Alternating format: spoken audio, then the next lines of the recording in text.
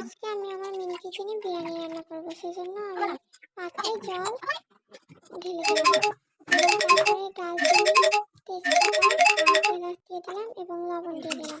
তারপর আগে থেকে ধুয়ে রাখা চাল দিয়ে দিলাম এবং এখন আমি চুলাটা ভালোভাবে ধরিয়ে নেব, সেজন্য পাটকাঠিতে আগুন ধরিয়ে চুলার ভিতরে দিয়ে দিলাম আর পাতিলটা বসিয়ে দিলাম চালটা সিদ্ধ করার জন্য।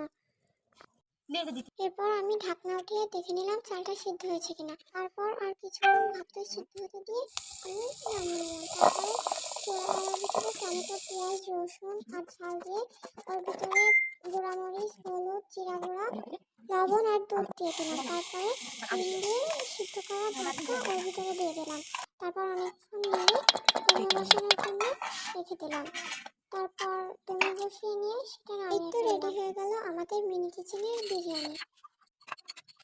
তারপরে আমি আমার ভাইয়াকে পরিবেশন করার জন্য ভাতটা বেড়ে নিলাম এবং একটা ডিম দিলাম। তারপর আমি আমার ভাইয়াকে দেওয়ার জন্য নিচে গেলাম। সে তো বিরিয়ানি খেয়ে খুবই খুশি, আর সে বিরিয়ানি খেয়ে এত খুশি যে সে কিভাবে টেস্টি দেখাতে হয় সেটাও ভুলে গেছে।